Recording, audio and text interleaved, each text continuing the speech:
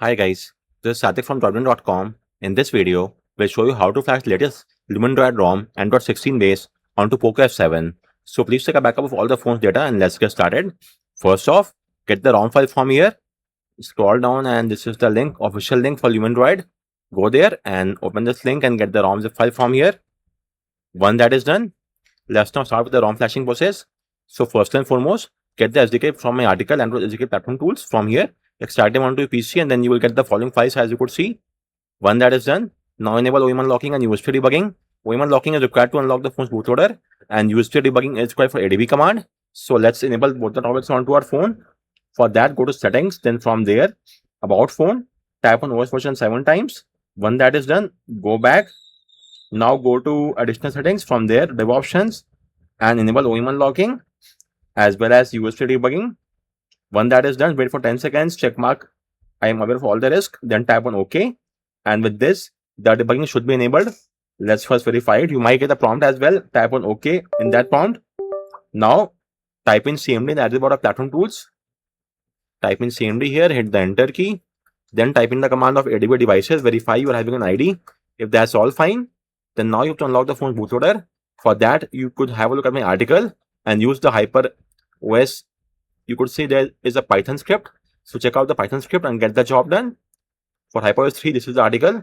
Go there and get the script and unlock the phone's bootloader. Once that is complete, now you have to boot the phone to fastboot mode. For that, just type in the command of ADB, reboot, bootloader and hit the enter key. The phone should now be inside the fastboot mode in just a moment.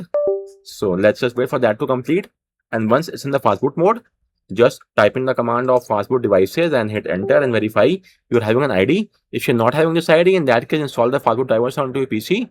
Link for the same is given below. So use the link and install the drivers. Once that is done, do a right click on the Windows icon and choose Device Manager and verify your phone is shown in the Android phone section. Let me show you. As you could see over here, it's listed. If that's all fine, then let's now flash the ROM file. For that, let's first do a Control F and search for LumineDroid. And now let's start off with the ROM flashing process. So first off, you have to install the OrangeFox recovery. Let's open this article in new tab and let's have a look how this could be done. So scroll down till here and now get the file from this link, the OrangeFox recovery file for our phone, Poco F7, sorry. So the file should be here for my phone. Let me just verify it once. Onyx, okay, this is the file, I've got it. Copy the file, paste the file inside the folder of platform tools, then do a renaming. Rename this to something shorter. Let's rename this to, you could say OF, which stands for OrangeFox. And now it's complete. Let's now flash the file onto our phone. So type in the command of fastboot, flash, partition name, which is a recovery partition, and file name, which is of.img. Hit the enter key. Flashing will now start, take only a few seconds. Once that is done, type in the command of fastboot, reboot, recovery, and hit enter. The phone should now be inside the OrangeFox recovery. This will take 10 to 15 seconds at the very max. So let's just wait for that to complete. All the commands are given in my article, so you must scroll down and see the art commands and just copy paste the command and get the job done. So with this, we are now inside the OrangeFox recovery. Great. Let's now flash the ROM file. Before that, you'll have to do a factory reset of the phone. This will wipe off all the phone's data. If that's all fine, then let's do a phone formatting. Go to wipe, format data, type in yes, and hit the orange check mark. Once that is complete, please do a reboot to recovery once again. So go back, menu, reboot, recovery. This will remount the phone data slot, and then you could flash the ROM file without any issue whatsoever. Again, this might take few seconds. So let's just wait for that to complete. And then you have to transfer the ROM file onto your phone. Let me just see the ROM file, which is over here. Let's copy the file from here, paste the file onto our phone. If it's shown here, it's shown here. Great. Paste the file. If in your case, the phone is not shown on your PC, in that case, paste the file here inside platform tools folder and then do a renaming, rename it to rom.zip. Then use the command adb push, file name space / SD card. So you could either use the adb push command or the file copy paste or the USB OTG. Choice is all yours. Just don't use the adb sideload. That might not work for now. With that said, let's just wait for now. And with this, we have got the ROM file. Let's flash it. So choose a ROM zip file and just try to flash. Flashing will now start, take 4 to 5 minutes. So let's wait for that to complete. So guys, the flashing is now complete. Now go back, again go to wipe, format data, type in yes, hit the check mark, and that is it. The ROM flashing is now done. So now tap on reboot system, and the phone should now be inside the OS in just a moment. The first booting up will take up some time, around 30-40 seconds, which is all normal. With that said, let's just see the boot logo or the boot animation, which should be here anytime soon.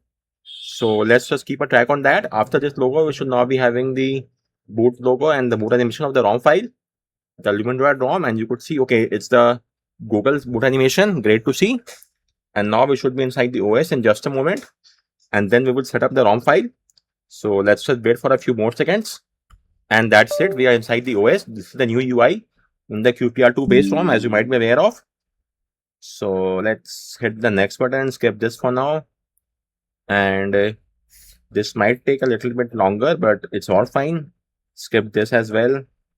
Set up offline if you want. You may connect to Wi-Fi, link your Google account and restore all the app data, but that will take a lot of time, so I'm skipping all of that.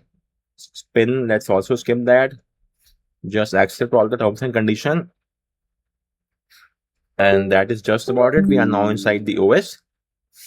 Yes, the pink wallpaper is something unique.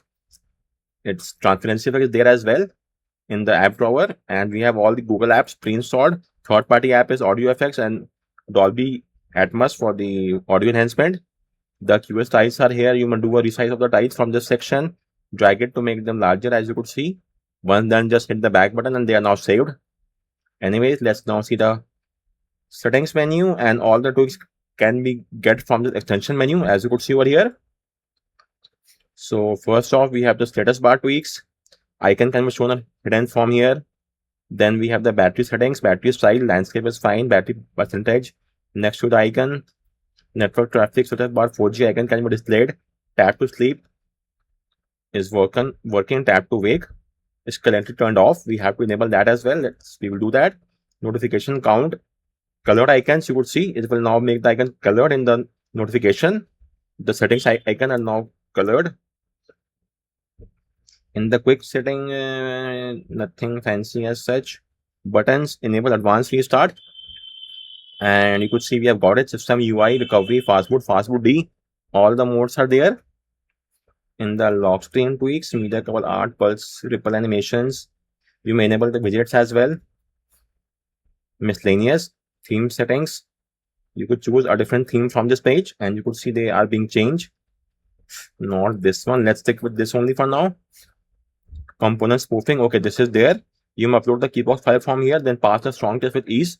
For the keybox, if you've obtained root, you may flash our keybox module, or else you must simply ask for the file via the article's comment section.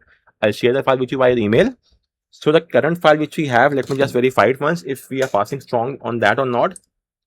So I'm using a custom ROM on my other phone as well, integrated check, and you could see we are passing the strong test as well. So you may ask the file, and I will share the file via the article's comment section. But before that, first of also enable PIF, then go online, tap on update PIF, and only then load the keybox file. These three things are required: enable PIF, update PIF, and then upload the keybox file. And that is it. We may also enable Google photo storage for unlimited storage. Snapchat is also can be enabled. This will help you take screenshot and screen recording in secure apps such as banking and payment apps. Allow app downgrades. Then apart from that, hide the dev setter from banking and payment apps from here. Enable the sidebar and add the apps of your choice from here. You could see they are now added. Choose this to open the app drawer, close it from here. These all can be done. Next up, let's go to the display section. In QPR2, you now have expanded dark mode. This will force enable dark mode for all the apps that don't even support this. But there is no pure black mode. That is strange. Not a major concern, but I like the pure dark, but it's not there. Refresh rate, let's keep at 120 Hz at all time. This will give you a more fluid UI experience, but lead to more battery drainage as well. Tap to wake is given here. It's already working. We have checked that. Wallpaper in the style section. First off, in the lock screen, you may change the clock style from here and change the color as well. Anyone, make it more darker or lighter. Let's choose the wallpaper style only. You may change the size of the clock. Let's keep it at large only. You may add the shortcuts at the bottom left and right of the screen from here. In the home screen, you may change the colors from this page. Switch to any other color from here. and switch between light and dark theme. Let's switch to light theme, and you could now see it's the light one. Hit apply. Well, why is the black status bar at the top black? Let me just verify it once via system UI restart. And okay, now it's still black. It's not looking nice at all. For now, I might have to switch the dark theme because that is not looking great. Anyways, you may change the icons from here. The 7-sided icons, these are the various icon shapes that you can choose from. A lot of shapes are there. You could also enable themed icons. Once done, hit the apply button. Layout 5x5 is fine for me, but you can also use till 6x7. That is way too much. Wallpapers, let me see. On device wallpapers. Okay, we only have one single wallpaper, nothing else. Then in the system section, let me see what all is there. Gestures, you may strive to take a screenshot. Let's enable this, and it's working great. Then you may install OTA updates from this section or by the recovery. The choice is all yours. Over here, you have the circle to search. This is quite a handy feature for me. This is the only AI feature which I use because we don't have the Google Lens now, so I use this only. Anyways, apart from that, let's see the home settings ones. Icon size can be changed from here. Font size can be changed from here. Notification.access is given. Third-party icons can be used from here if you have any. In the home screen, double tap to sleep. Tap to wake. Okay, tap to wake is just not there. I cannot find the feature anywhere else. Not a major concern. Status bar tweaks can be done from here. Enable shadow, dark status bar. Then at a glance is this one, which you could turn off if not required. But let's keep this enabled only. Extended style, weather provider, current location, search bar, Google search bar at the bottom, which is this one. You could make it transparent somewhat. Let's see how this one looks. Well, it's not going with the icon pack, so let's keep this transparent only. Opaque, not transparent, sorry. So let's keep this completely opaque for now. Then apart from that, you also have the tweaks for the themed icons in the app drawer. The radius can be changed in the app drawer. What is there? Transparency of the app drawer can be changed. Let's keep it at 50% and let me see how it looks now. Yeah, it's fine. This one, the only thing I don't like is the top apps, the pinned apps, because they have not changed the UI. So it's a mixture of both now. If we can remove them, no, we cannot. So you'll have to use like this only, not a major concern. Icon labels in drawer, icon customization, app search bar, scroll bar, use 2 icons for labels. Okay, then in the recent, memory info, lens, and screenshot, you will see all these 3 options as you could see over here. Great. And finally, we have the miscellaneous, wherein you could blur or hide and unhide app from this section. Tap on this to hide and unhide. So guys, that's just about it. It's mostly a clean ROM with just a few features, which giving up a stock UI experience. And if you have any query, let me know in the comment section. And thank you for watching the video.